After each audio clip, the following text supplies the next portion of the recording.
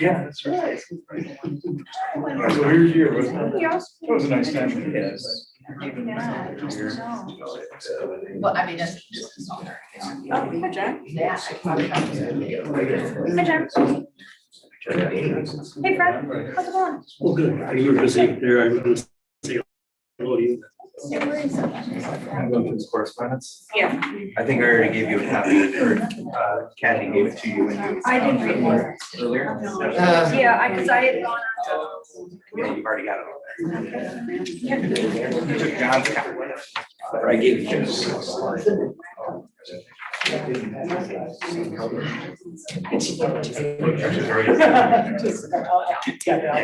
And then I'll let Is you it a know. PDF? Or is it Yeah, no, that's fine. So I know. Fortunately, more correspondence.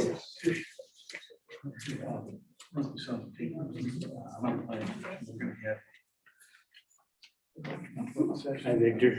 Hey, Fred, how are you doing? I didn't see you yesterday. You stopped by to get it from Jeff? Yeah, Okay. I think you were busy. Yeah, it's one of those weeks. Thank you very much. Oh, no, no problem.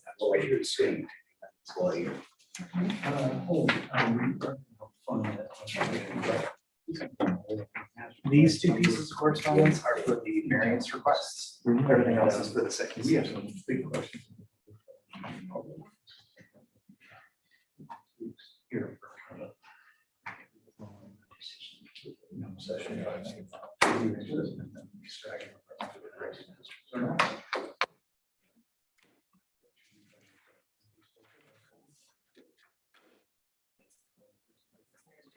Sure, over here.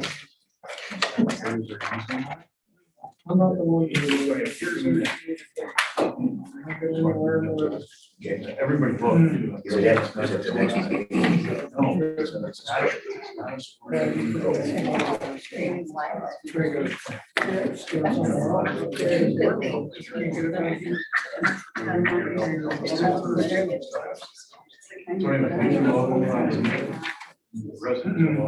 Hey, how are you doing? Good. Long time no see. Right now. Any contracts? No, we haven't had one. Let's get it. So there's a stack of stuff. It's been working out for something David hasn't had one. That's true, that's the kind of time. It might cool down. We'll see. I went to Florida on vacation. Just been coming back from cool weather. How warm was it? Mid-80s, but I wouldn't appreciate you. It's nice. Sun was coming, but came back here. Like I would like that 50s and 60s. Right, in the winter we really. It always looks that way. So just as a reminder. Start off with.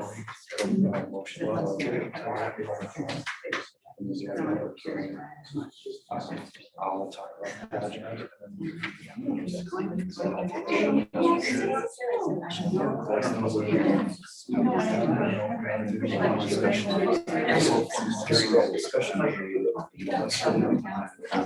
Unless the board requests questions. I'll shut it down, maybe.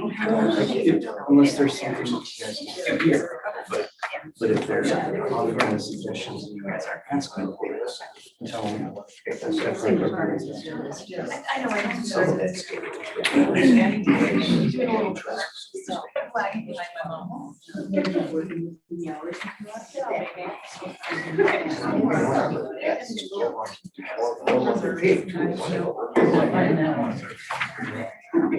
If somebody plagiarized your city, any of the city, exact wording. I thought they were duplicates. Yeah, somebody make copies.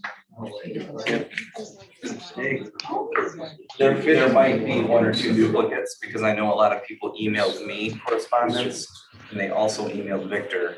And I tried to not duplicate too many, but there may be one or two where you have it in twice. These were different names. Yeah. Oh, I didn't.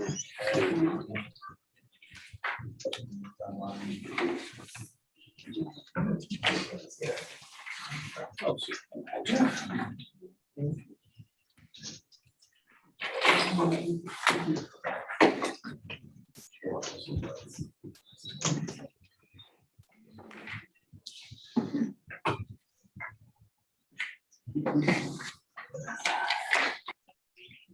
weather's cold enough. Never come. Oh, well. It is, but it was. If the ones don't, I probably waste it. That's the way when it got done, I changed it. Starts with something. I don't think that's a risk. Get over the COVID hurdle. The next hurdle. Some, We got a big bump right now. some businesses by nature are changing. This is what. Absolutely. That's what they want. We'll do our best.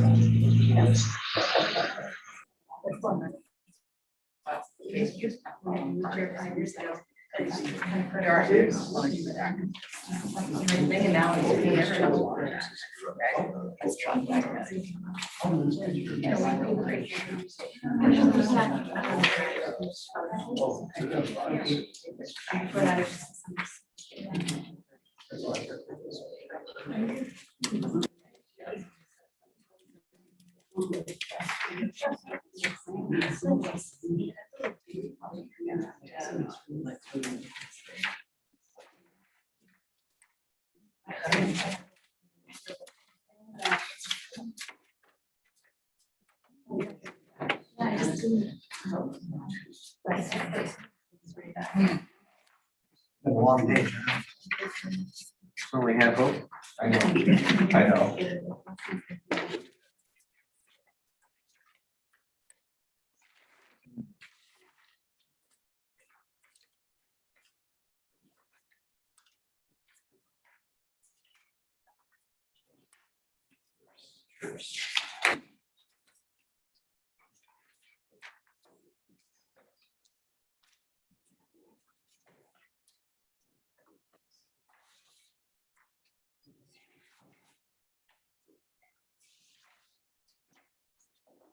Monday night was packed. Was that? Monday night, we had 23 people in here tonight. You're just popular. As long as we don't stay till 9:30. That's one interpretation. Right, did that. Not by choice. Amen. Not by choice. Pursuing, that goes with it. It's by necessity. Let me go bring this real quick, I'll be right back. What, wait, in you are.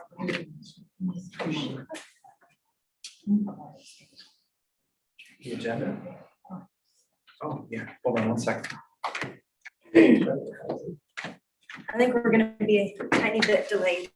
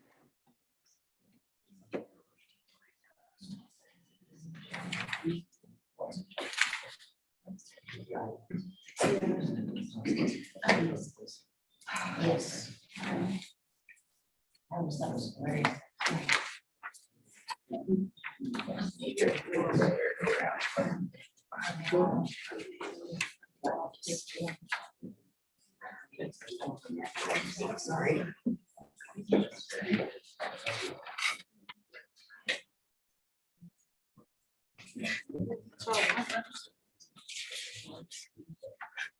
there you go.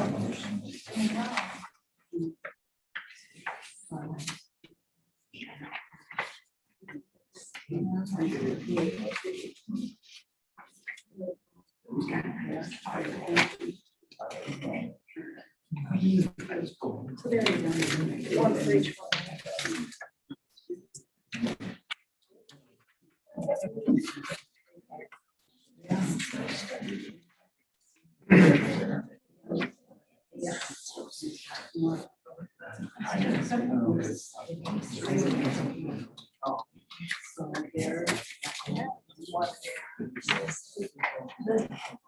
You only have one?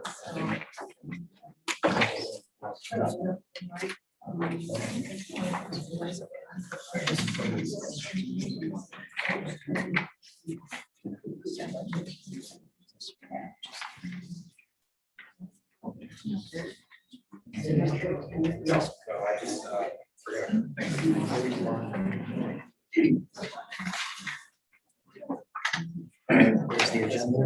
And then a copy of the notices. Excellent. Just state for the change. I see the stage. Yeah. When I go by, Would anybody like a copy of the agenda? they were like, "Man." Right, 'cause they- Okay. Anything else?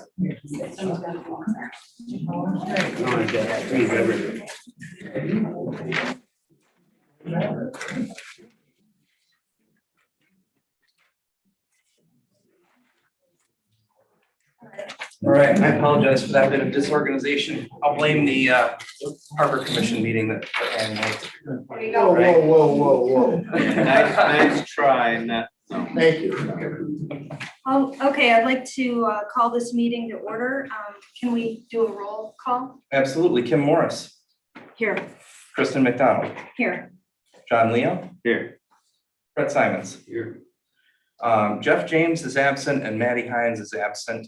So at this point in time is when we normally would make known that we do have a quorum. However, we have 4 members. And the important thing to note here is if we end up in a motion that has a tie vote, that means that the motion has not passed. And whatever proposal that is, essentially it equates to a no vote.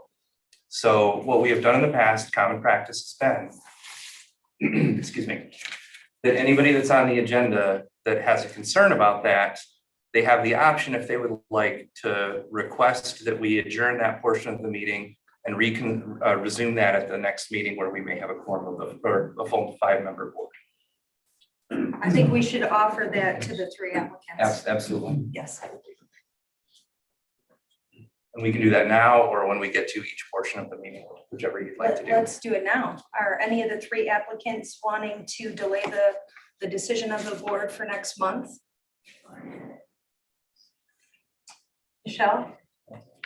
I'll stay. Okay. All right. Who's representing, Elm, is it Elm Street?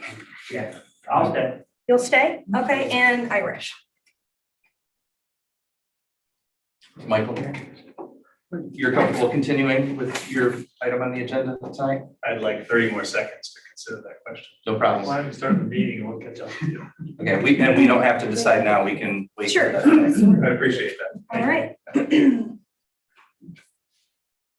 Okay, so we have to move to approve the minutes from January 13th. I'm not sure if I have a copy of the minutes. Did you guys get copies of the minutes? Mhm. Did I don't think I have it. No. They were included in they were in the online packet, and we have them up on the.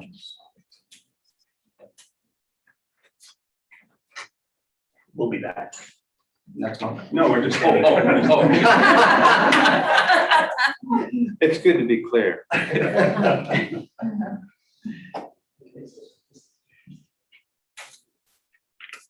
I approved the I read through them and I didn't see anything out of order, although it's been a very long time. It has been a while, So I correct? would make a motion to approve. I support that. All in favor? Give me 1 second to catch up. Motion by John, second by Fred. All in favor? Aye. Motion passed. Okay, so we are looking at the variance request for 331 Church Street. And the purpose of this hearing is to hear a variance request from Scott Shepherd within the R1C zoning district. They're requesting a variance to construct an enclosed porch in addition to their residence. The proposed changes would be located approximately 5 feet from the side yard line and 16 feet from the corner side yard line. Jeff, did you wanna? Yeah, so the first thing that I want to mention is after the original packet was submitted, Michelle went back with the property owner and they re-looked at their application and they did make one modification. And so you should have this sheet on your desk, which is an update of primarily the north elevation view where they have removed the windows from that side of the building. And I believe that's based on some feedback that they received from the property owner on that side. And we have some correspondence from that property owner with, along that lines of their concern about the view out of those windows onto the property. And that was the only concern received? That's the only concern that I've received. There have been 1 or 2 property owners that came in to take a look at the plans that we've had to review. And it's pretty straightforward. If you can pull up the site plan for 331 Church, we can take a quick look at that and just I'll briefly show what we're looking at. Another thing that I want to point out here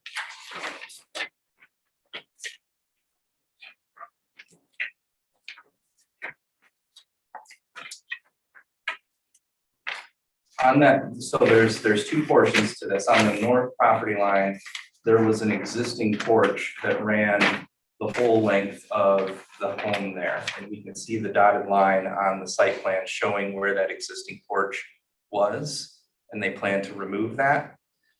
So they're actually in some way shrinking and removing some existing nonconformity that used to be there.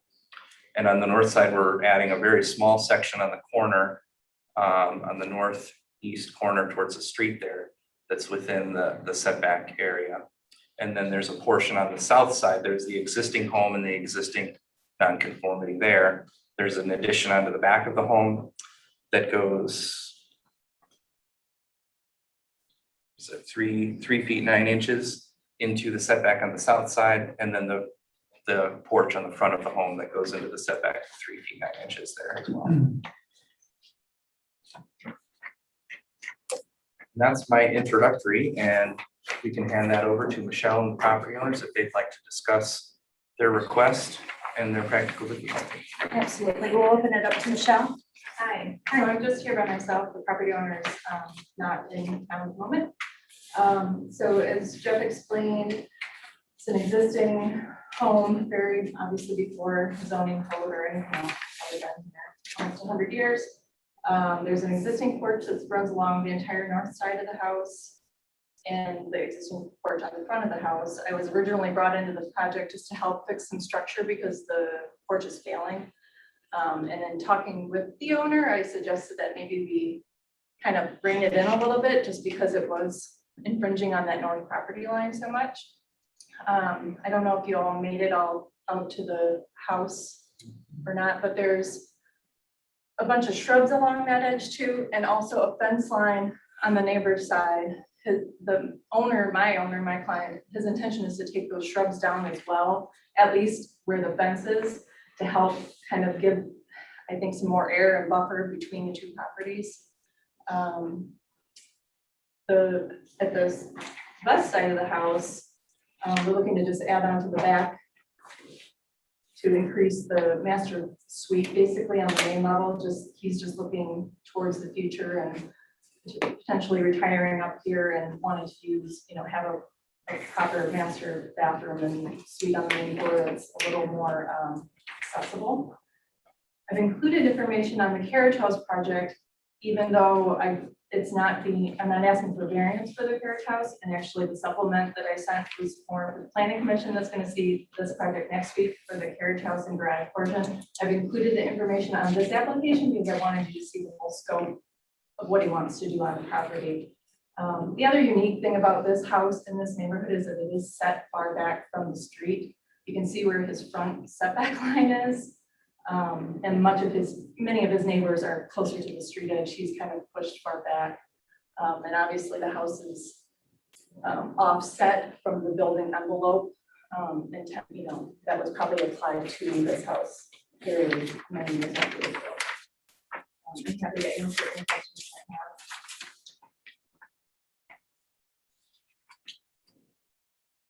So really, Michelle, we're just looking at the south side variance only, just in line with the structure of the home. You're also looking at one at the north side. That looks- Oh, gotcha. You're pulling it back a little bit, but not all the way. Exactly. Okay, So gotcha. this portion of the porch is being removed. And this small square here is what they're adding that they need a variance for on the north side. Okay. And then everything below this line here and below this line here, they're asking for a variance for. So it's just that little, okay.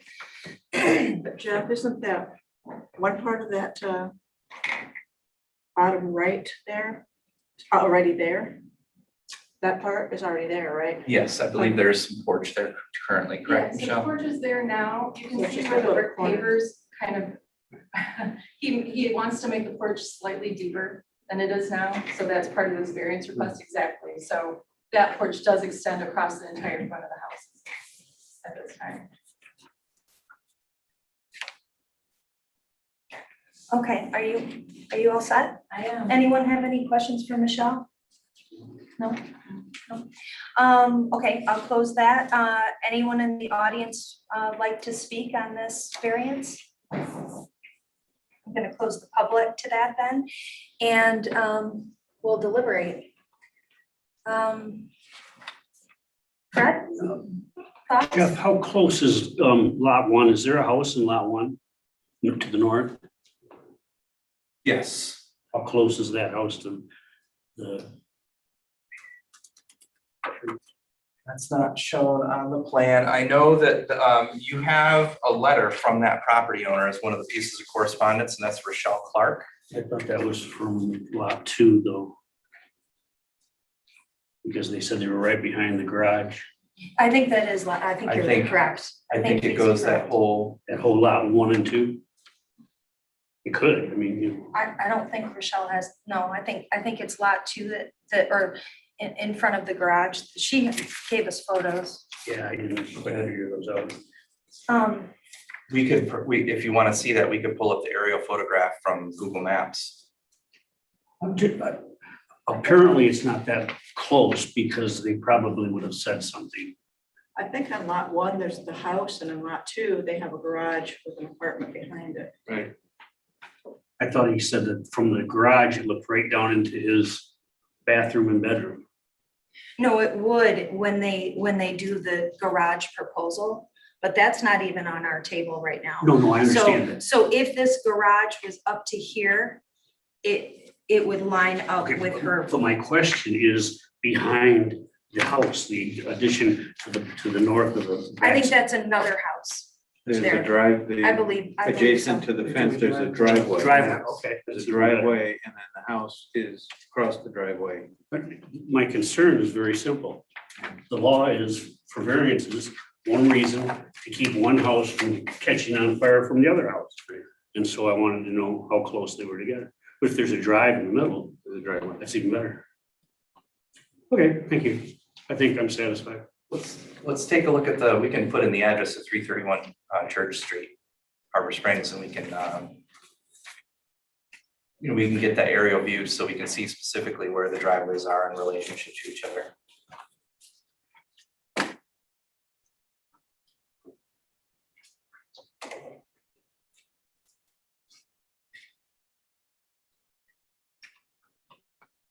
Yeah, there's a good side, well. Looks like the houses, they line up. So there is a driveway there on the south side of that property to the north, but then they have the garage on the back corner there. Yeah, But with the changes they're proposing, they're actually pulling it back slightly, so it's actually slightly farther away than it is today. yeah, and that's, it's not a huge variance anyways, but, and that's even a better point. Okay, thank you. Kim, do you have questions? Comments? Comments?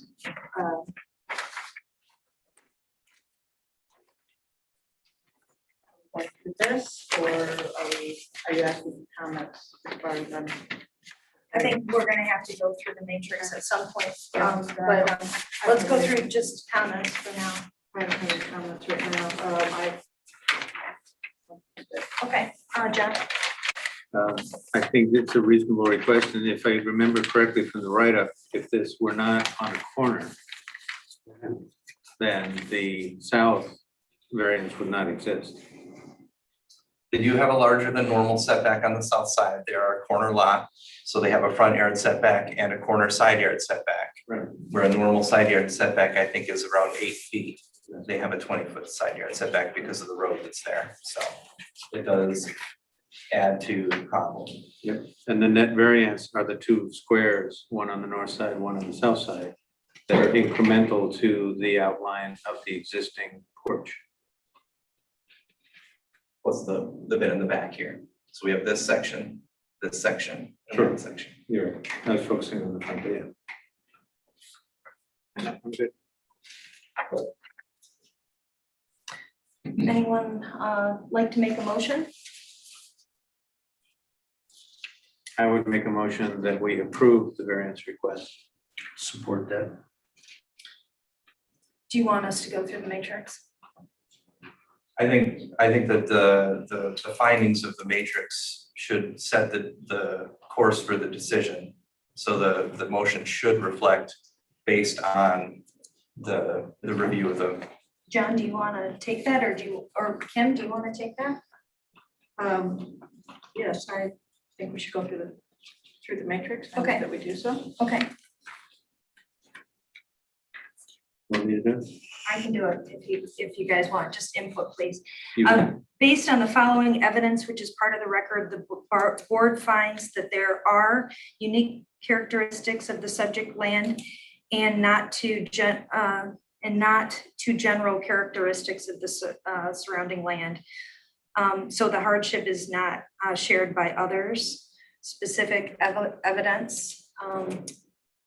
I'm thinking because it's the,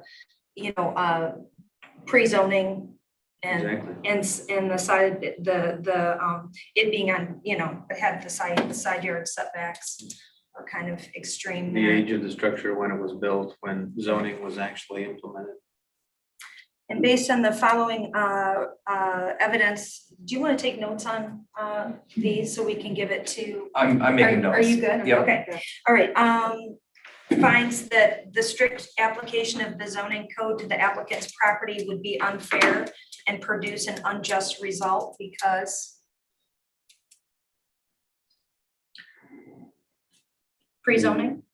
Because if we were to do that, we would be applying zoning criteria that were not in effect at the time the structure was done. And the effort to improve it would not be allowed.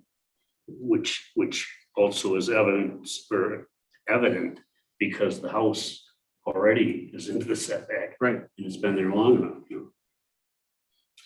Based on the following evidence, which is part of the record, the board finds that strict compliance with the zoning code's restrictions would prevent the owner from using the property for a permitted use or purpose and would render conformity with the zoning code's restrictions unnecessarily burdensome because as before, it was built before, and they have no chance to expand to use it for future needs for their family. Based on the following evidence, the board finds that there are no reasonable alternatives to granting a variance. Any other approach would probably create have the same restrictions. So no, there is no obvious alternative. Based on the following evidence, the board finds that a variance can be granted without substantial injury to adjacent property and the neighbors in which the property is located. Yes, they're they're already just two decreasing very part of the small. encroachment. Yep. On the Two neighbors. very small areas, or three very small areas. And I would add that we haven't received correspondence or comments from the audience that would lead to complaints in this section. And based on the following evidence, the board finds that any practical difficulty was self-created. No, I don't it was think not, it was before their ownership. The board concludes, so shall we take a vote? Yeah, let's do a roll call. Yes, please. We will start with Fred Simons, Yes, John Leo, Yes. Mrs. McDonald, Yes. Morris. Yes. To clarify, that's, the board agrees that it's allowed, the request is allowed. Correct. The motion was to approve. Motion passed. Motion passes. Okay, the next one is a variance request for 582 Elm Street. And the purpose of this hearing is, to hear a variance request within the 1C zoning district. They are requesting a variance to construct a covered porch in addition to their residence, as well as an enlarged existing porch stoop. The proposed changes would be located approximately 13.5 feet from the corner side yard line and 8 feet from the front yard line. I'm sorry to read that, the numbers again. We are 13.5 feet from the corner side yard line and 8 feet from the front yard line. So Jeff? Yeah, so looking at this, we have, again, we have a corner lot situation. We have Elm Street on the west side of the property, and we have Maple Avenue on the north side. And we can see the dashed line here is the setback coming up here and across. So they have their proposed one-story addition to the home with a porch that would be in front of that would be extending into the setback. And we did have one piece of correspondence from Shelley and John Ottomer. You have a copy of that. They are neighbors at 556 Elm Street. I believe that they noted that they were in favor of the project.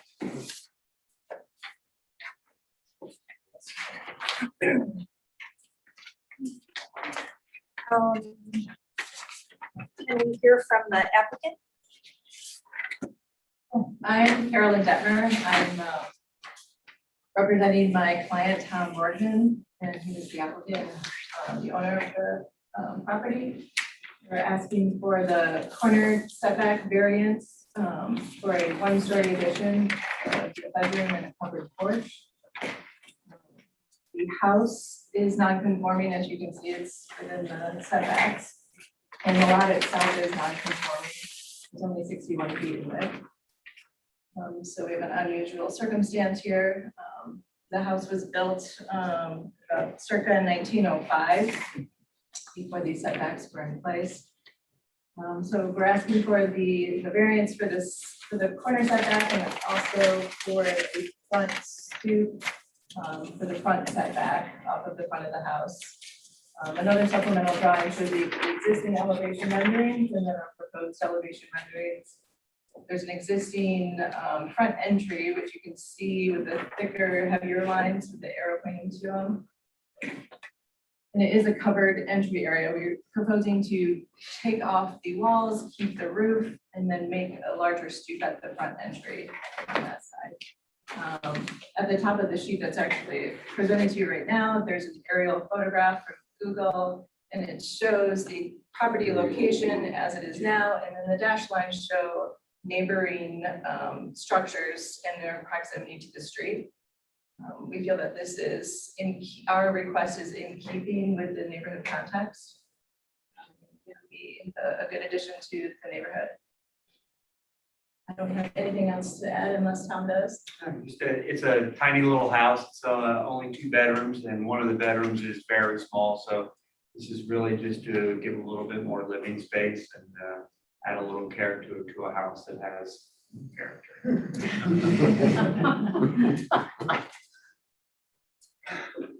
Can we open this up to public comment? Anyone, any neighbors in the audience that want to weigh in? Yes. Hi, I'm Debbie Shaner. I live about a block away on Maple Street. However, the Boardmans bought the cottage next door to mine a few years back and have done an absolutely gorgeous job of updating, renovating that cottage. And I know what this place looks like. I know the property around it, and it would definitely be an asset of what they do with the property. It will look really nice in the neighborhood. So I would certainly approve this if I were as a neighbor. Thank you. Anyone else? So I'll shut down the public comment and open it up to the board. Gentlemen? Well, another example of an older house that's being held to, much more modern code. I agree, the improvements having, well, we walk out that way and we know the house, I think would be a huge improvement, which can't be done unless a variance is granted and the situation of the house, again, is historical. Ken, thoughts? I don't have comments per se, but I have a couple of questions. So it looks like the proposed addition is within the setback, correct? Just the one-story addition, that's all fine. So we're approving basically the porch on the top there and also the stoop? Yes, and I forgot to mention that before in my initial introduction. They are proposing to add, make some changes here. Okay, And so then, we're yes, we're the- approving both. Yes. Okay, The addition is within the setback. It's the porch that they're putting on the end. okay. And they have, Victor, I think they have another page that shows elevation shots. The A2. And you get a pretty good.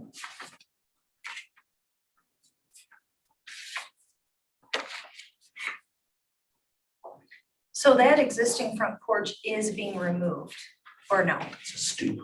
Oh, it's Yeah, a, it's not even a porch. so, oh, this, okay, Yeah, never mind. yeah. Yeah. I got you. But that's within the front setback. Okay. So it's not being removed. It looks like in the existing elevations, it's enclosed. They've got a little stoop there. In the revised elevations, they're unenclosing it, but they're leaving the roof over it, and they are actually increasing slightly the size of the porch area. So that is increasing in size, but it's no longer enclosed. And it looks like the roof size is staying the same. And you can see that. Would you go to that second sheet A2 that has the elevation shots? Jeff, did I read that it's the increase is actually nothing more than concrete? Right, we can see it right here, right? So if we go over to this other side here, down in the lower corner, this is the existing stoop that's there, and it's just that small square right here. And in the new stoop that's going to be there, it's an increase in the size of the porch foundation, that area. The roof overhang is staying the same size, but it's no longer enclosed. And then one thing that I just noticed here on the site plan that shows that the building addition that's going on the north side, they show that the building addition going within, and then they have the outline of the porch on the outside. And on the second page, it looks like it's actually side by side instead of one in front of the other. So you can see here from the north elevation, we have building addition or home addition coming all the way out that full distance. And then we have a covered porch next to it. And this is the section here, and you can see a nice kind of an angled view of everything sticking out right here. That would be the portion. Half of that is within the setback, and then the second half of it is sticking out into the setback. This is another instance where it's a corner setback situation. It is another instance with a corner side yard, yes. Fred, thoughts? Well, my normal concern would be for the neighbors next door, but I don't think they're gonna catch a car on fire because it borders right up to Maple Street. The other concern that we've had in the past is if we increase the size of a covered porch, at what point are they going to convert that into a room? Within the house room. I don't really think that's a concern here either. One thing that the board has done in the past in those situations, Maddie Hines brought it up a couple times, unfortunately she's not here today, is to approve it with a condition that it could not be enclosed in the future. I don't personally have a problem not including that. Just letting it go as is, and if they decide to enclose that, and I don't see a problem. Well, I mean, a later date, excuse me. yeah, no. Always, I'm looking at sight lines for driving. Yeah. That's my most important thing when I'm looking at these corner lots. This is not an issue in my mind on this lot at all. You're having no problems seeing, kids going to school or any of the safety issues that I usually worry about. Yeah, So- I agree. We drove out there and drove it from both sides. Oh, yeah, it's still quite a ways from Maple Street or, going up to Elm. It absolutely is. So, anyone prepared to make a motion? I really don't accept the, Findings of that. We have to make a motion first before we go through the findings of fact. You don't have to, you can do it either way. Would you prefer to do the findings of fact first? It doesn't matter. Oh, okay. Well, let's have a motion on the table then. I have a motion. Fred made a motion. Oh, you did. I started to, but I really didn't finish it, but it's Oh, go ahead. typical motion. I move that we accept the request for variance. I'll support that. John, you want to take over the No. matrix, please? Only fair. Thank you for not asking me.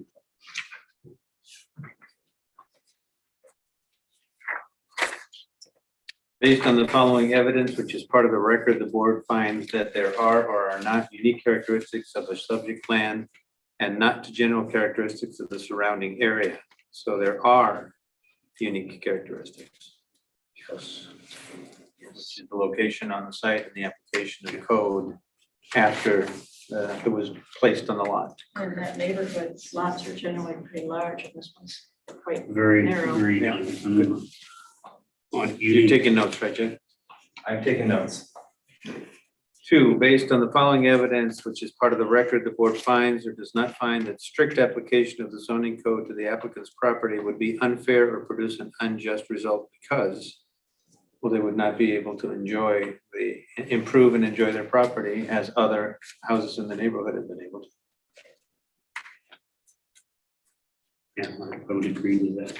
3, based on the following evidence, which is part of the record, the board finds or does not find that strict compliance with the zoning code restrictions would prevent the owner from using the property for a permitted purpose or render conformity with the zoning code restrictions unnecessarily burdensome. So we do not find it is okay to proceed.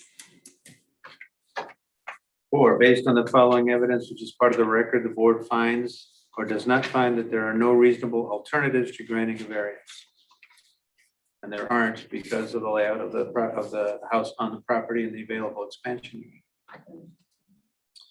Based on the following evidence, which is part of the record, the board finds or does not find that a variance can be granted without substantial injury to adjacent property. So it can be granted without injuring adjacent properties. We've looked at the location of other houses and the setback in the corner. Yeah, visibility in the point, yeah. 6, based on the following evidence, which is part of the record, the board finds or does not find that any practical difficulty was self-created. It was not self-created. So the board concludes as follows: to the requested variance, the request is allowed. Jeff, can you do the roll call, please? Absolutely. Kim Morris, Yes. Kristen McDonald, Yes. John Leo, Yes. Fred Simon. Yeah. Motion passes. Motion.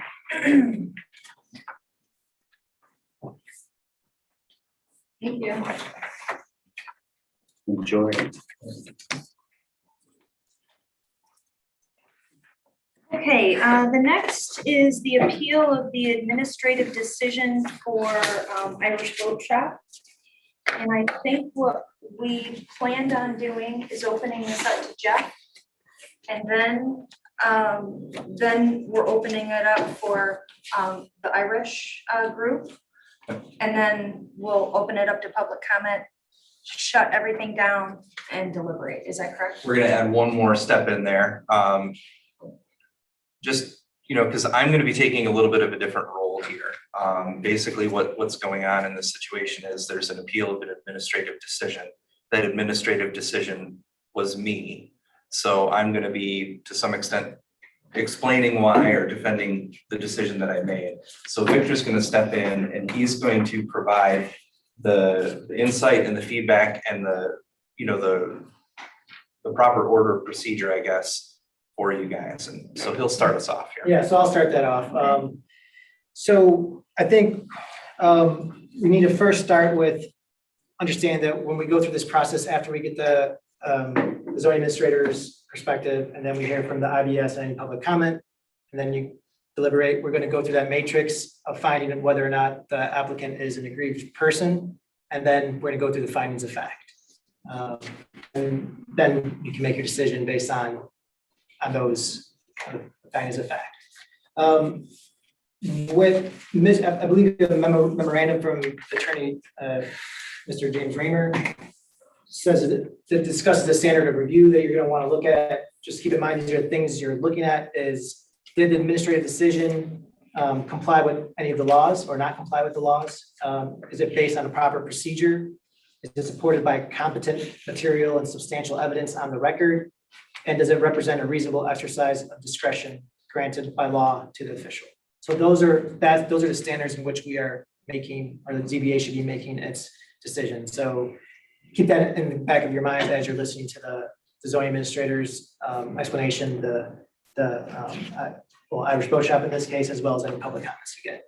Also like to add to that, and you probably had a lot of public comments already come to you on your desk or through email. We had over the past 3-4 days, probably about, I don't know, over a dozen at least public comments. So you have those for your record, but we'll also take public comment from anyone that's present.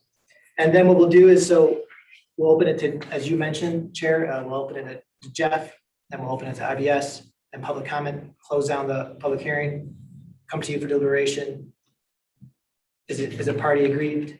And what's the findings of facts based on those 4 items that we talked about? So Jeff, I can turn it right to you. So this process initiated originally with a complaint from someone else in town. Complaint / question of whether or not the item was assigned. So that was what first brought it to my attention and first had me looking into the situation. That was followed up not too far after by a request, a signage application from Pro Image Design on behalf of Irish Boat Shop. And we have the image that we have of the property when it first went up.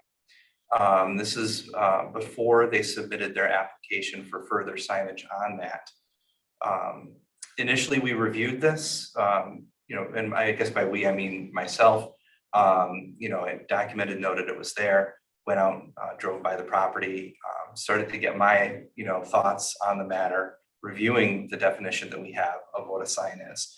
I also requested some feedback from Larry Nix, our city planning consultant. had him review our zoning code and offer some thoughts. You have a memo with his thoughts on that as well. Based on my discussion and thoughts on that, along with the memo from Larry Nix, I did make the decision that it was a sign. And I'd like to just refer to that definition that we have, because it is pretty broad. And we don't really have any other definition in our zoning code that better fits what Irish Boat Shop has on their building. And that definition that we have is a publicly displayed visible notice using words, numerals, figures, devices, designs, or trademarks by which anything is made known, such as are used to indicate an individual, a firm, a profession, a business. It shall include any public visible notices or announcement, demonstration, display, illustration, or insignia used to promote or advertise the interest of any person. It includes time, temperature clocks, and similar devices. So when looking at the item that Irish Boat Shop has on their building, I came to the determination that it was a figure, a design, it was publicly displayed. It was, providing a display or an illustration, and it promoted the business that Irish Boat Shop is doing there. They work with boats, they sell boats, they fix boats. They have their, the activities going on there, and the image closely represents a sail that would be found on a boat. Coupled with that, Victor, I don't know if you can skip to the pages later on that have the copy of the signage application. In the signage application, when they applied for the signage, they were placing the Irish Boat Shop images right on top of the sail that was shown there. In other images that they have of their logo on their website and things, there's the Irish Boat Shop words, but then they also have an image of a sail that's part of their logo. It's a little bit different on their application, where instead of it being small and there, they've enlarged that. They have a bigger logo there. So based on everything that we had, we really felt that it met the definition of a sign. Some other communities do have other definitions in their zoning code that may work with something like this. Some communities, as noted in Larry's memo, have a definition of a mural, which permits some things like this that are larger, that may not necessarily be a sign, maybe more of a mural nature. We don't have anything like that in our city code. We have our definition for sign. You've received a lot of comments from a lot of people noting that it looks good. And I really can't disagree with that. It does look good. The downside is we have to have a definition, and we have to have rules for that definition. And if this isn't a sign, then what is it? And how does that affect us? If this isn't a sign, then that means that there's no ruling guarding that. So if we have a 20 by 30 image of the sail on this building, regardless of whether it looks good or not, if there was a 20 by 30 image of something else on another building, would we consider that a sign?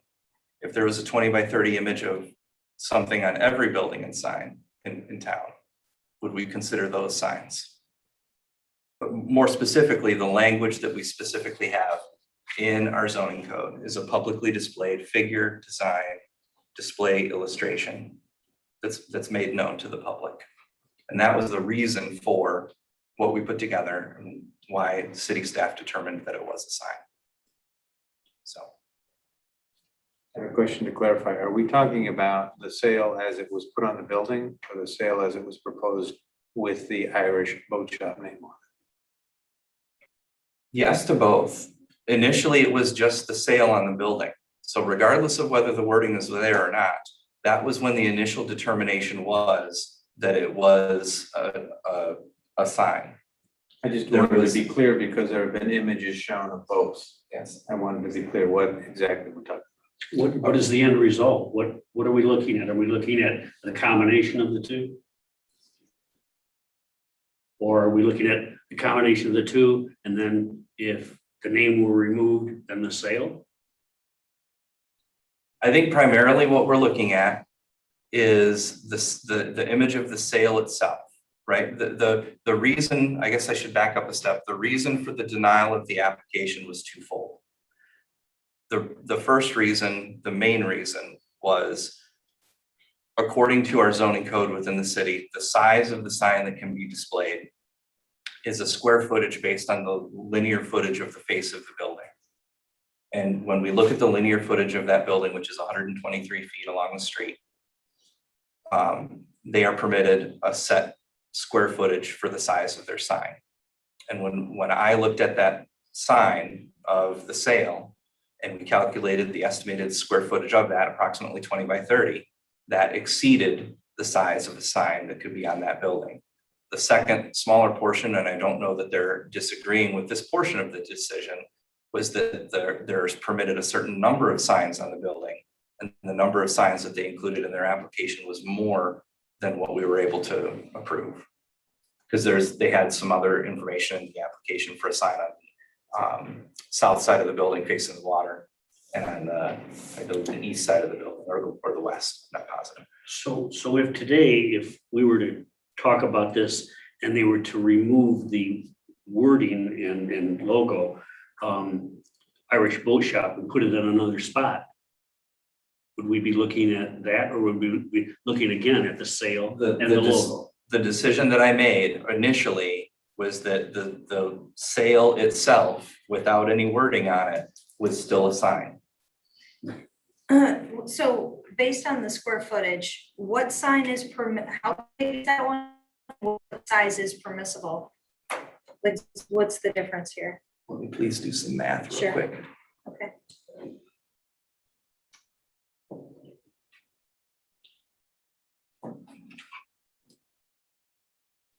So the size of a sign that's permitted on the site, because of the linear footage of the building, is approximately 123 feet. That would permit them a sign of 92 square feet on the building. They can have up to 75% of their linear footage as square footage for signage. So permissible is 92 square feet, is what you're saying? I believe so. Okay, and what size is that? What they're asking for? Mhm. There's 600 square feet. That's 600 square feet. Okay. I don't know why I wasn't able to math that in my head. Okay. Jeff, is that made out of metal? I What is it made believe, out of? Michael can probably answer that better than I can, but I believe that they noted that it's like an aluminum material on the face of the building, but Okay, let's have him answer that. He'll have a better idea of what the construction material is. okay, sounds good. Are you, excuse me, asking me to answer that question? Yeah, are you ready? If you want to stand, you may, I should have offered Is this that. my opportunity to speak? Yes, yes. Do you want me to answer that question first, or? You just do your presentation and I'll keep it in the back of my mind. Good evening, I'm Michael Esposito, I'm the president of Irish Boat Shop. Sue Stewart is with me tonight, the chairwoman of our board, and Mark Boudet, who is the architect in the project, so they're available for questions if necessary. Thank you all for being here tonight. The service you provide as the ZBA is important, and I think this is one of those opportunities where a lot of the times it's variance work, but this is a little different. We're appealing an administrative decision. So it's important for me to say what I said in front of the ZBA back in 2019 when this project started. And that's that from the very beginning, we, Irish Boat Shop, decided we wanted to build a project that worked within the zoning code. We did not ask for any variances. We did not ask for any special uses. We were working to build something that fit the existing code, and that continues to be the case. So tonight, in my opinion, we're simply looking at the appeal of the zoning administrator's decision. We're not contesting the zoning code. We're not contesting even the the definition of a sign.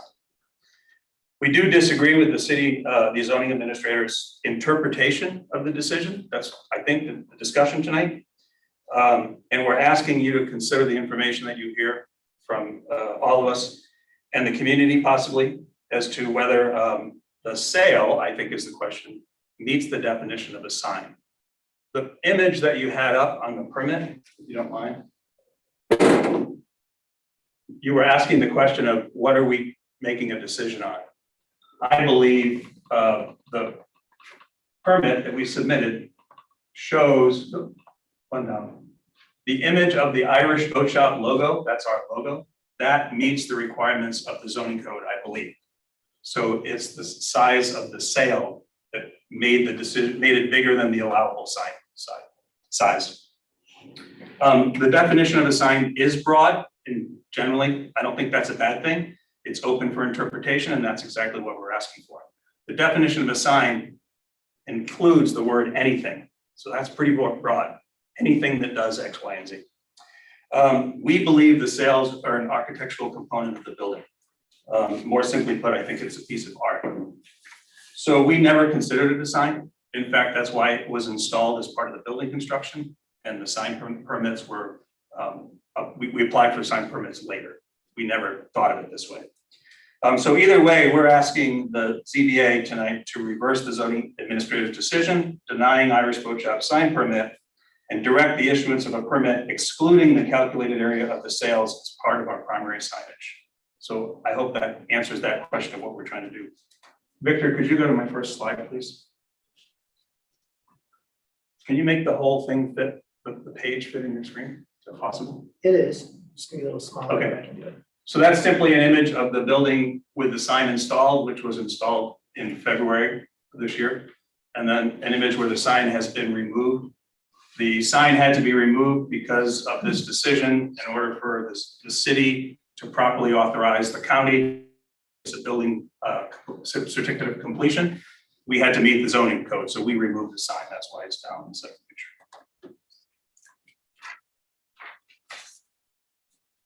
So what we consider the sails to be is an abstract design. It's fashioned from white aluminum siding material. They're an architectural element of the building. Its intention is to soften that gray metal. No, Victor, could you go back, please?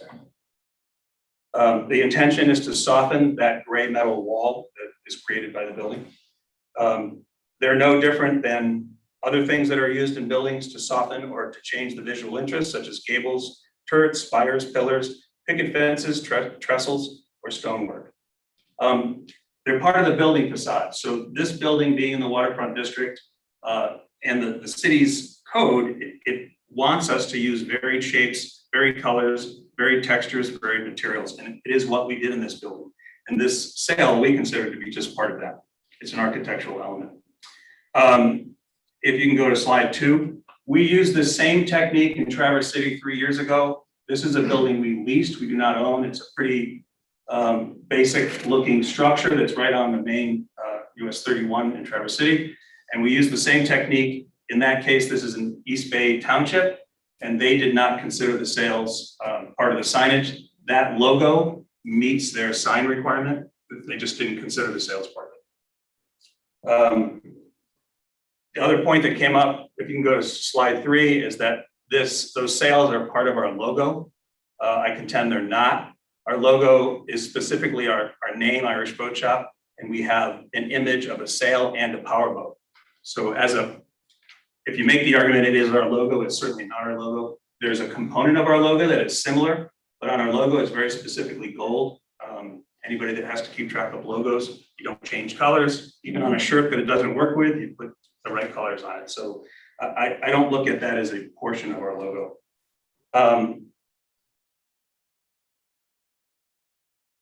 The sign permit, again, demonstrated that we weren't trying to sneak this in under the code. We built the building as we thought. We submitted the sign permit. It clearly shows the sails there.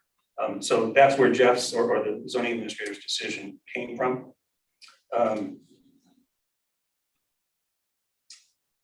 I looked around Harbor Springs as this issue came up. This is actually a pretty common technique within the city of businesses using things, pieces of art, sculpture. It's done at Tweed and Fine Arts. There's in your packet, I gave an example of that. Boyer Glassworks is another great example. I don't think these are bad. I think they look great. So I'm not critical of what they're doing, but it is pretty common. The sails to us, Victor, if you could flip the next one, please. Honor the maritime heritage of Harbor Springs. And this is no different than what Harbor Springs has done in their newly designed logo, as well as the downtown logo. The image of sails is synonymous with Harbor Springs. And in fact, if you go to the next slide, it was in your materials, when the city did their new logo, 13 of the 15 finalists, or the ones that people were asked to vote on, include images of sales. So the image of a sale is not unique to Irish Boat Shop and the business that we do. Sailing is part of our identity, it's part of our culture, it's part of our legacy, it's part of what we do. The sails represent our passion for the sport of sailing, the same way that that antique bicycle outside of touring gear represents their passion for what they do. And Pontus Flower Shop is another example. They have wonderful landscaping out there and flowers. It promotes the passion for what they do.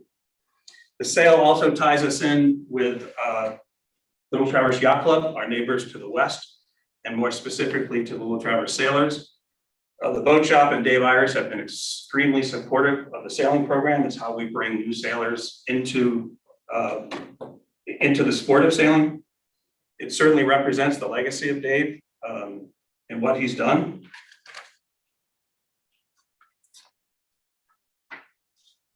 So back in the beginning, I asked that tonight was simply an appeal of a zoning administrator's decision, which we disagree with. But at the heart of this is the decision, is that the zoning administrator's decision was an interpretation. And we're looking to you to consider that interpretation and whether you agree with it or not. The city's sole defense in this is that the city of Harbor Springs, and this is a quote, "City of Harbor Springs has no other definition in their zoning code that would describe the feature that Irish Boat Shop has placed on their building. And the Harbor Springs zoning code definition of a sign does describe the feature. On that basis, it should be determined that the feature is a sign and subject to signage regulations and the city of Harbor Springs has in place." So in essence, because we don't know what to call it, it's a sign. We're suggesting that it be called something different. We think it's an architectural element. I think it's art. I want to thank you for listening tonight. I hope, or we can answer questions if you have them. But we are asking you to look at the decision made by the zoning administrator, and we're asking you to overturn it. What we want is to issue a permit, a sign permit that does not include the calculation of the square footage of the sale as part of the signage calculation. In your matrix, this is confusing to me, and Jeff and I have discussed it. I believe this would fall under the decision does not comply with the law. That to me is a confusing matrix, so best of luck with that, because it's an interpretation to me. Mark, I think, had a couple comments, if you don't mind. You can have my spot. Thank you. It's just big enough. I'd like to just hand this out to you all. Go to the last one, please. Thanks.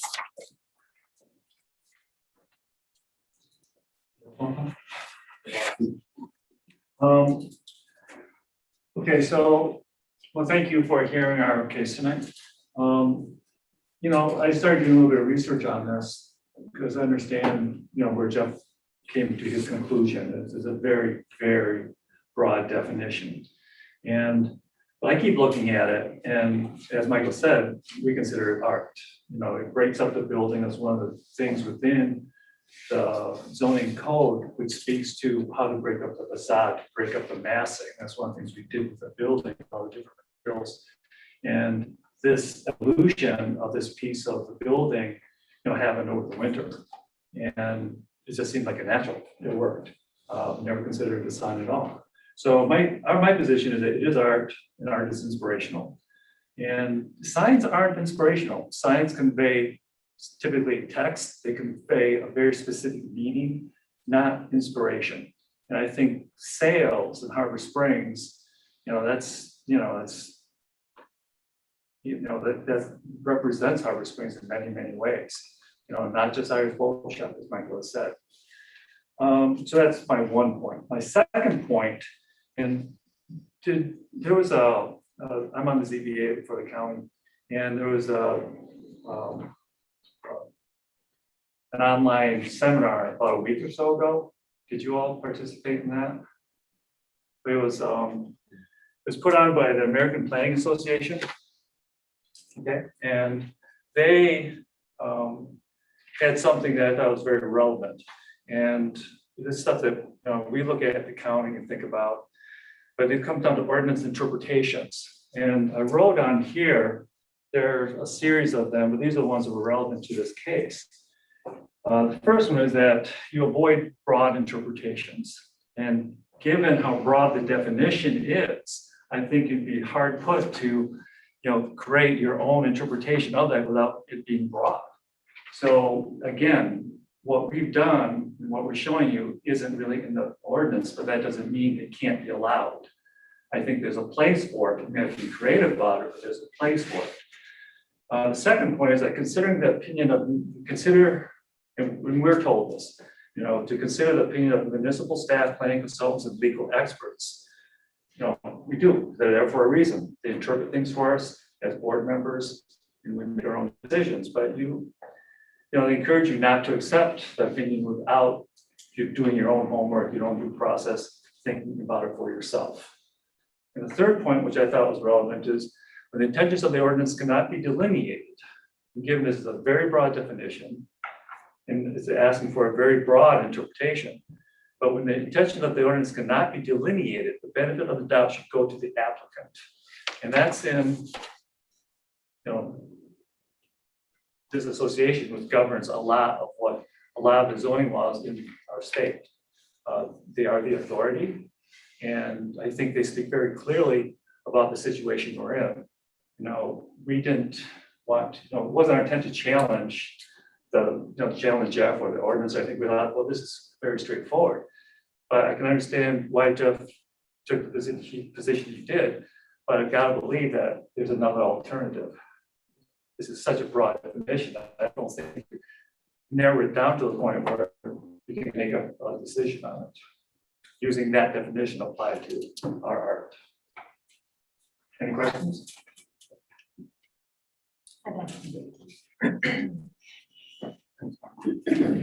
One question from a design standpoint, the Irish Boat Shop logo would not be printed on the sail, it would be a sign in front of the sail. That's correct. It's a separate element. Yeah, Just to be clear. Okay, anyone else, out of the, or with your group? No, Mike? I think Irish Boat Shop is good. Okay, I'm gonna open this up to public comment then. We both have public comment present as well as we have an individual on Zoom as well. Oh, okay, do we wanna We take probably this? go to public here first and then go to Zoom. Okay, that's fine. Is there anyone that would like to speak? My name is Jim Bartlett, and I just want to make sure my comments, which I emailed to Victor, were included in the packet. Yes, they were. Because I think the interpretation of this as a piece of art is the more correct direction to go with it. And I'd hate to see the town be so specific in the application of that sign ordinance, that this kind of stuff doesn't get to beautify our neighborhoods. So thank you for. And I'll add, I also wrote a letter, it's in your pack as well, and Louise Hayes. Yes, Okay, we great. do have that. Thank you. Hi, I'm Karen Graham, and I think that you were very succinct, both of you, in stating your premise and well stated, and I just don't see where there could be any other way to go. I think it's a design element, and I think it's lovely.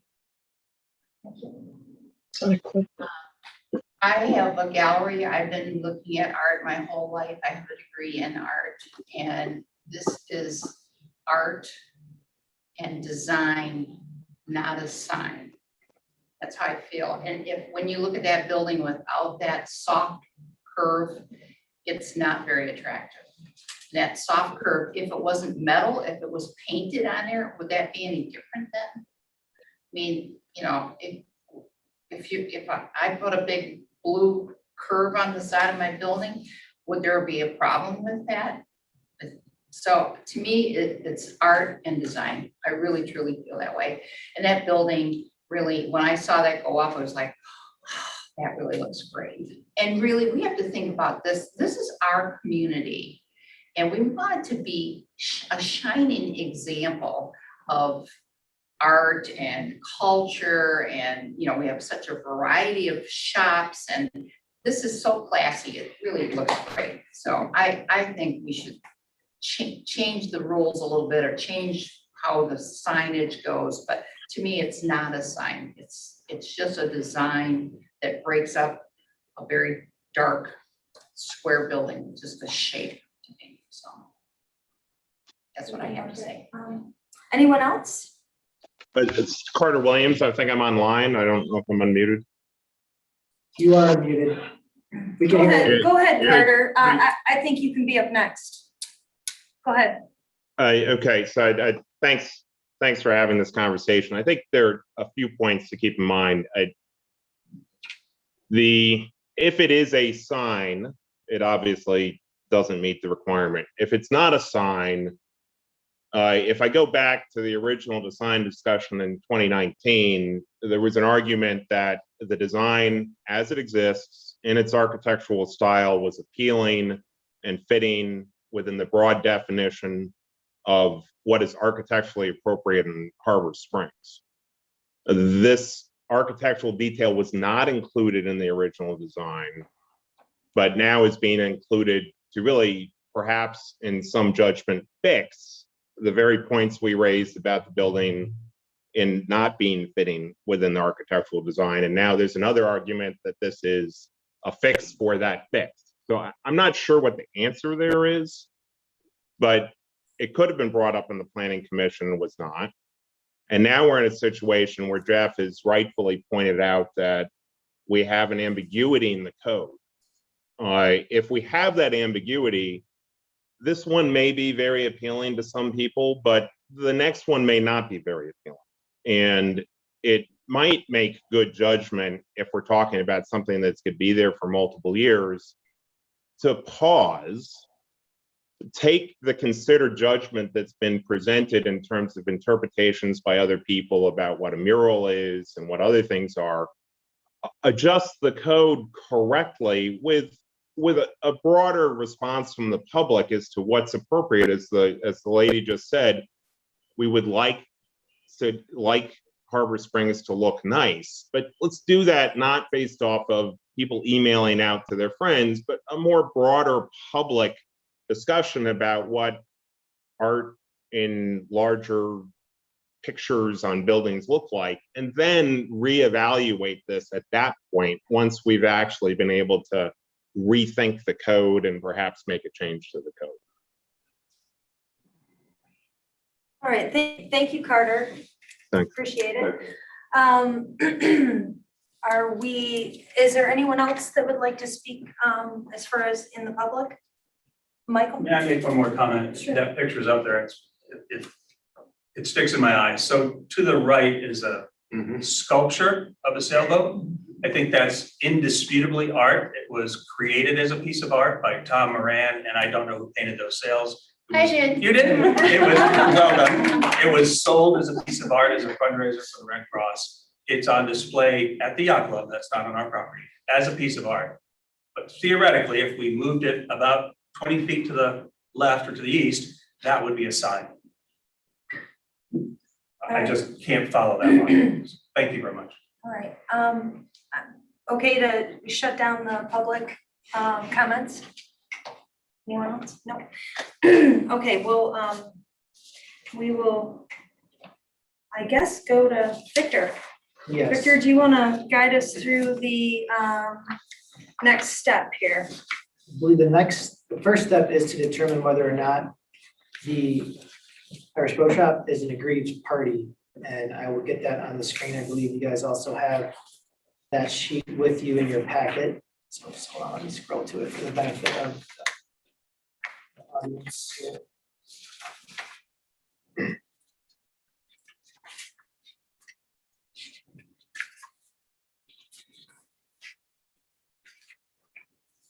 Jeff, where was this in the packet, the aggrieved, just toward the end?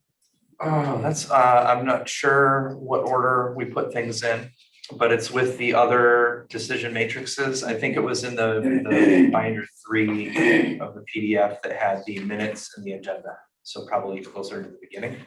So while you look at that, do you want me to start reading this? Yep, you can read it. I have it here and with me right here, so. Okay, the appellant claims that the city administrative body or official failed to interpret a provision of the zoning code correctly or to apply it correctly to the appellant's property. The ZBA has found that the appellant is an aggrieved person. Oh, this is after we deliberate I'm sorry. So there's So- another so- unit definition.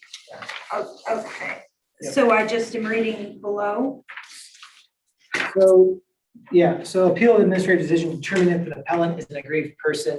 To determine if an appellant is an aggrieved person, first it's necessary to determine if an appellant claims that he or she may have suffered some special damages not common to other property owners similarly situated. Generally, a neighboring landowner alleging increased traffic volume, loss of aesthetic value, or general economic loss has not sufficiently alleged special damages. So in this case, has the appellant claimed damages unique to him or her and different from those that might be sustained by people in the community generally in his or her contention that the administrative body or official misinterpreted the zoning code? So does the board find that the appellant has claimed damages unique to him or her? And Krista, if you're looking at that document that had the decision matrices in it, we're looking at the last 2 pages of Okay, it. so I'm going to the last 2 pages and then flipping forward. Yeah, gotcha. And if you have any thoughts from me on this, my feeling is, I'm not a member of the ZBA and you from your own decision, but my feeling is that they have that they would be an aggrieved party. My feeling is that it's a it directly affects whether they would be able to have this feature on their building or not. And their damages would be the cost to remove, fix, or replace the items that are there or not there. But deliberate and come to your own conclusion, obviously. Those are just my thoughts. Okay, Fred, what are your thoughts? About whether they're aggrieved or not. Yes.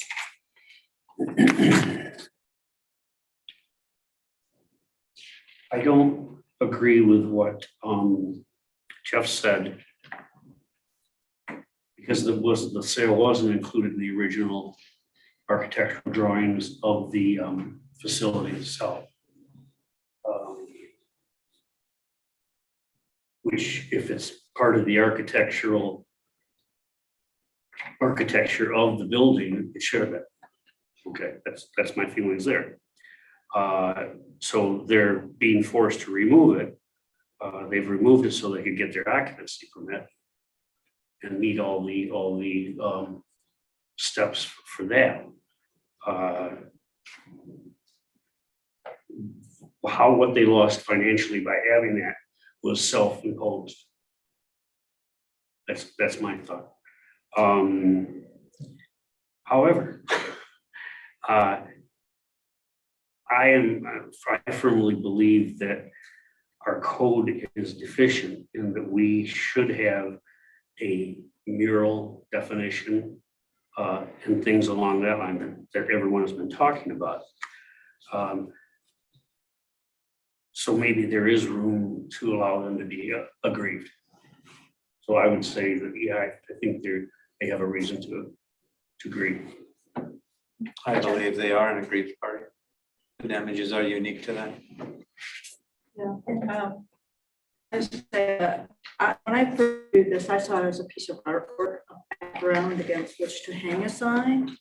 And I didn't see it as a feature of the architecture itself, just a piece of artwork. It wasn't a part of the architectural design because it's not. It's a piece of art on the front, a backdrop to hang a sign. So I think, yes, I agree with that. An aggrieved party. I as well believe that they're an aggrieved party, but I also have to say that I think Carter Williams makes a good point.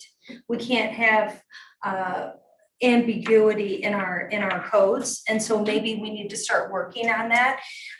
Because obviously when Jeff says that he believes they're aggrieved, he wants us to work through this matrix so that we can, when someone else comes to us with something outrageous that the town doesn't want, that we have reasons that we, went through this process. So that's why we're all here, probably.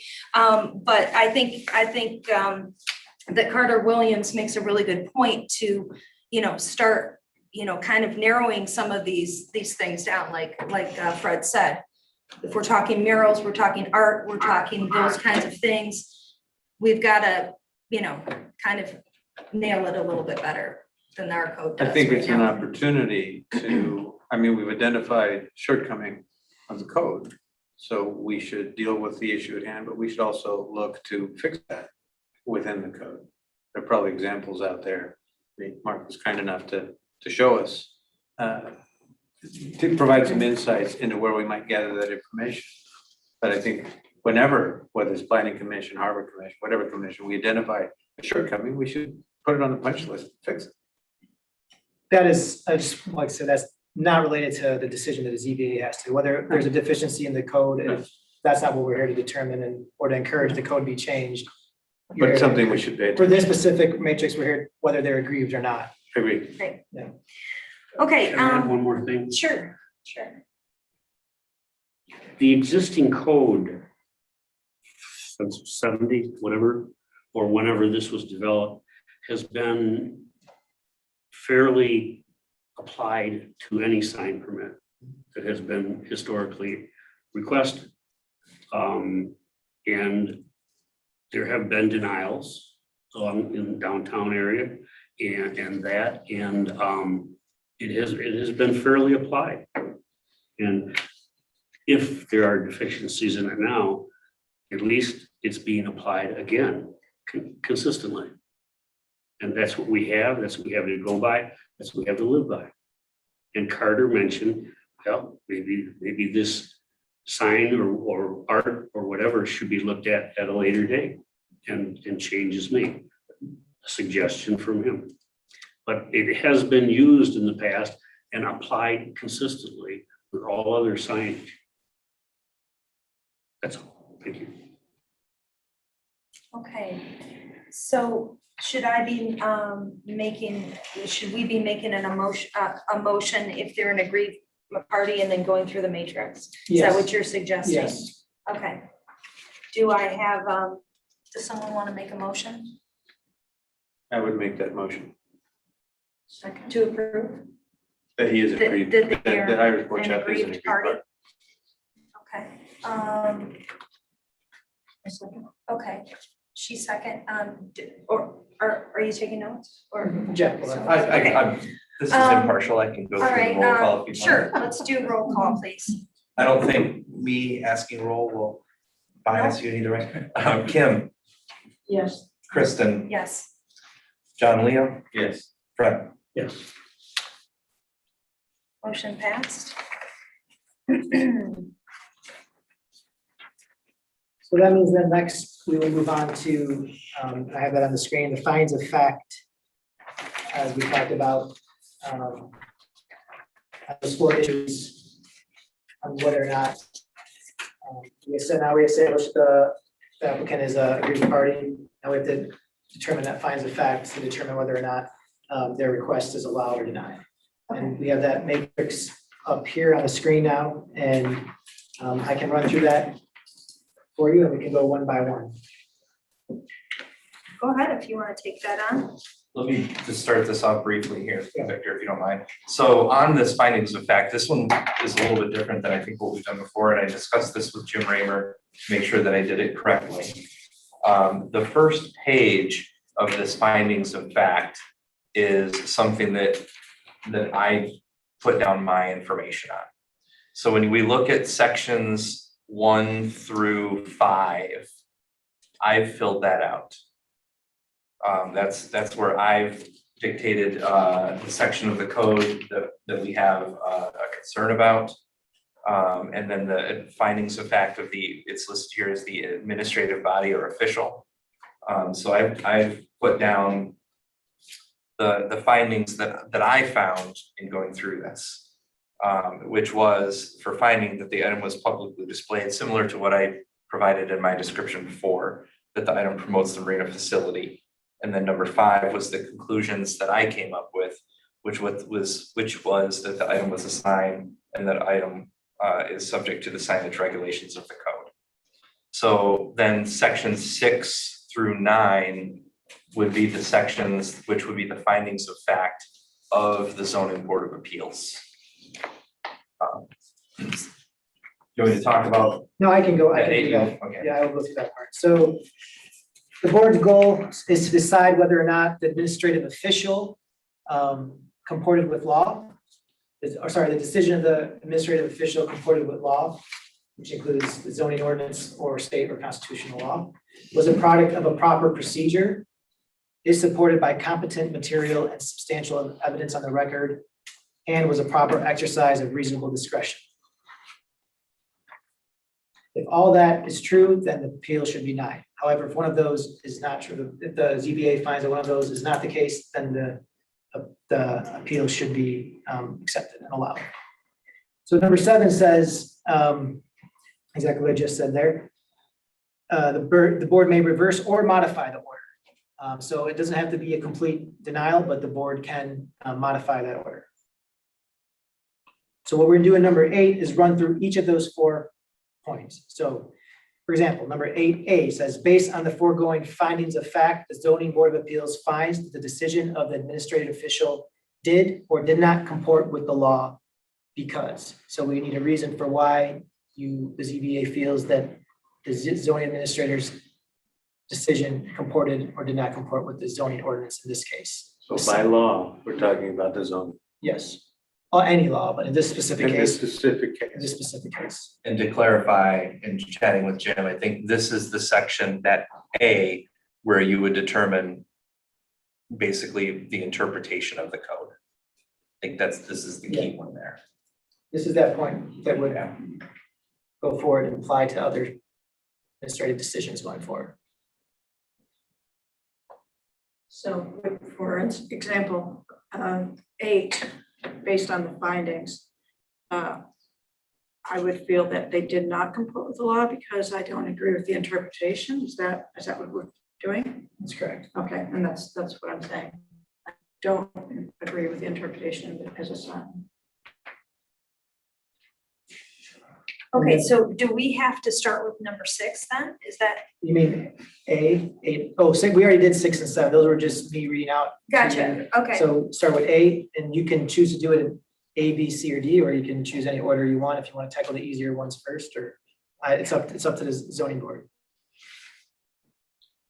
And are we going to handle this with vote on each individual one? Is this consensus? How do you want to handle it? Well, I think the decision overall, when we get to the next page, the last page, is you need to be consensus on all of those issues to have a vote. So you want consensus on each of the individual issues and a vote at the end? but the zoning board may decide if you can't agree on one of those specific issues, you may decide to hold a vote on that specific issue, but That makes sense.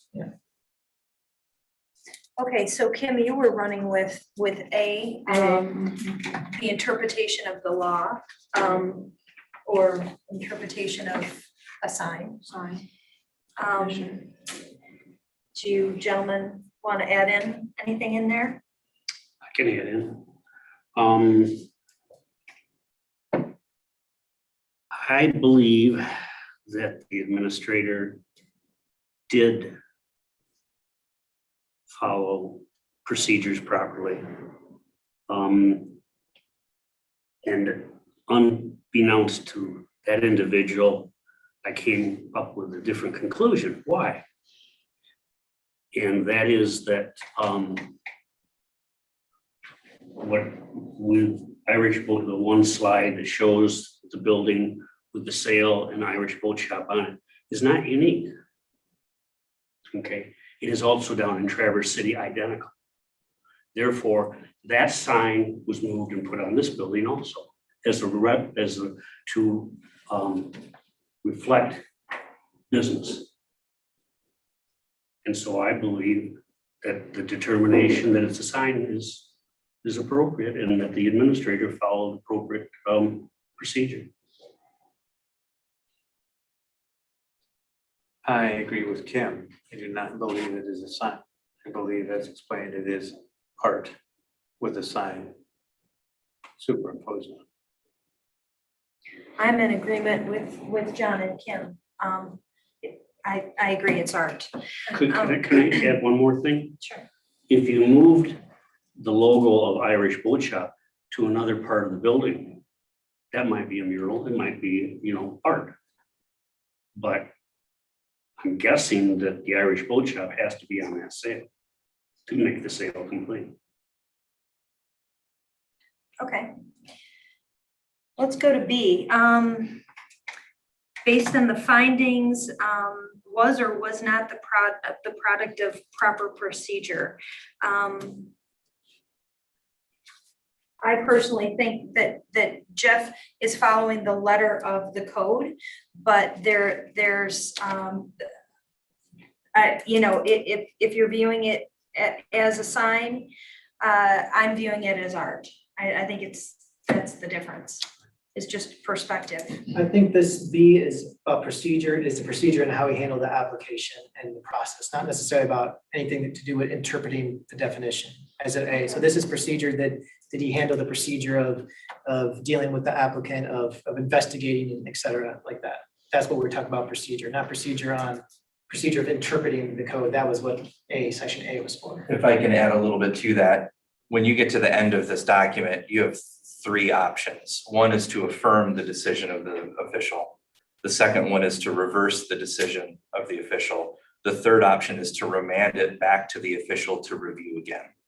So typically on B and C, because we're talking about the proper procedure for my review of that application and my process and procedure of the denial of the application and why, and also in C then the competent material and evidence was again referring to my process. So if B and C, if those things were found that you disagreed and felt that I did not do proper procedure, that would be a situation where you would remand it back to the official to redo it and go through the proper procedure.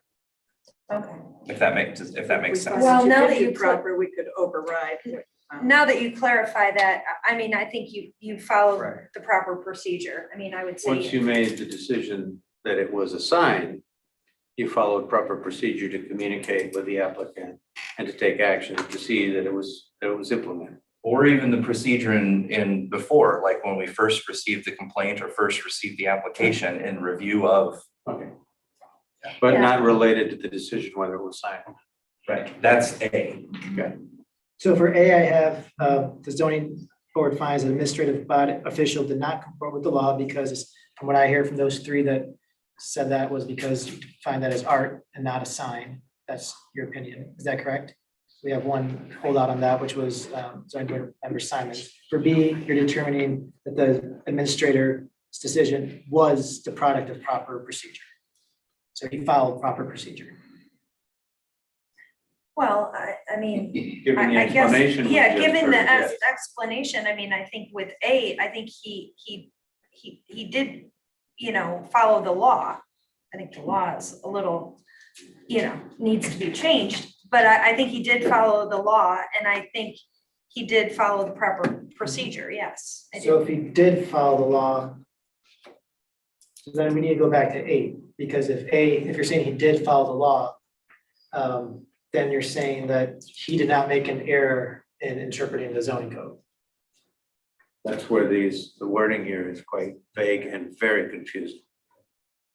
That's why we tried to clarify. We do not agree that it's a sign. To clarify B, once he determined that it was a sign, or whatever decision he had made, did he properly follow procedure to review, actually, throughout the whole process, did he follow proper procedure to receive the application, review the application, communicate with the architect, communicate with the applicant, communicate with the sign maker, et cetera? Those are separate and distinct. And so in section A, the zoning board needs to determine not whether that definition makes sense or not, whether Jeff interpreted that zoning ordinance, and you agree with that interpretation based on that language. Did he comply with that law based on your understanding of that? Not whether or not the sign ordinance is too broad or doesn't, so. We're not, Madam Chair. He didn't make anything, he didn't make any alterations in the law. He followed the law. I mean, he didn't make any.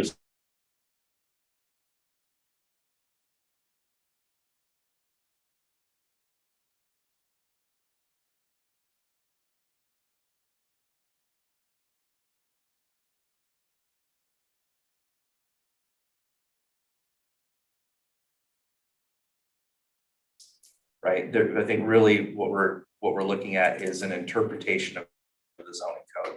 I interpreted it one way. Was my interpretation correct? Okay, well then, I say that's a no. Yeah. I think the three of us Say it was agree incorrect, that but we it's not a don't. sign. B is the process. Did I go through the proper process in making that determination? Not was my determination correct or not? Did I go through the proper process? Yes, I think we're all in agreement that, yes, Yes, you you did go through the proper procedure. Let's move on to C. So Victor, obviously, we're saying it did not comport with the law on A. B, Jeff did follow the proper procedure. C, the finding of fact was or was not supported by competent material and substantial evidence on the record. So basically, did the zoning administrator make his decision based on the substantial evidence of the record? Was it made based on the record and not whimsically, basically? Yes, I would Based on agree. fact. Yes, I would agree On with the that. information he had in front of him. Yes. Then And then- D, was it or was it not a proper exercise of reasonable discretion?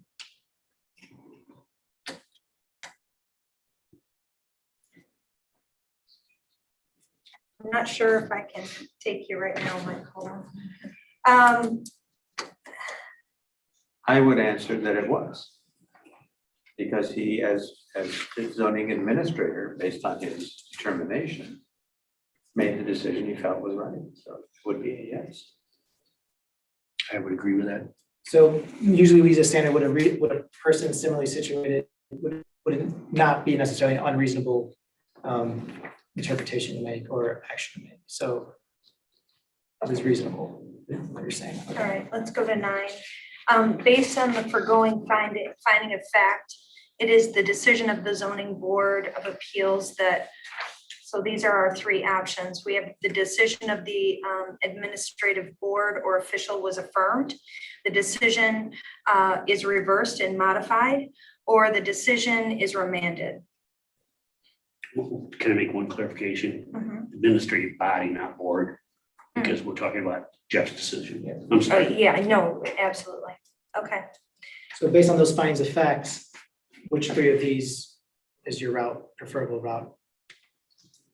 Well, I'd like to make a motion that the decision of the administrative body or official is reversed and modified to allow the sale.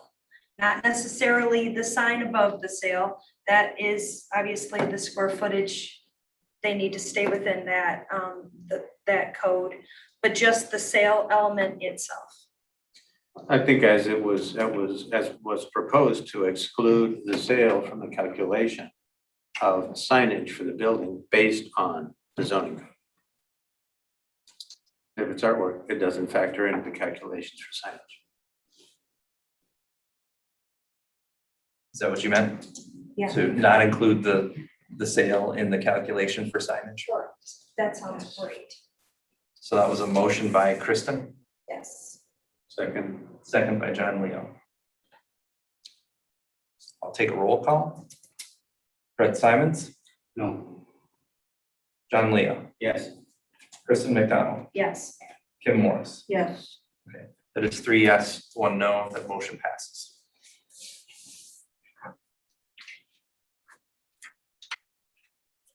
All right. I'd like to make a motion to adjourn. Is it ready? Ready to go? Good. We do have a member comments section. In case there's any member Yeah, if you- I don't have any other We did have comments. one, it's about receiving your packets. How would you all going forward like to receive paper copies of your packets going forward? Because we had some substantial questions. I would say yes. We need to, Okay. absolutely. Given the nature of the business. From now on, we will do that. If you choose not to, just email us and we'll just give them to you digitally, but I think by the time we got all done, all the copies that were made exceeded what would normally go out just as a packet. And I read so much of this online that I was confused, you I know, cried. this is a lot.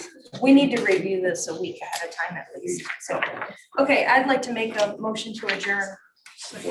Okay, Kim seconding. Oh, Adjourn. you have the power. Oh, I do? Oh.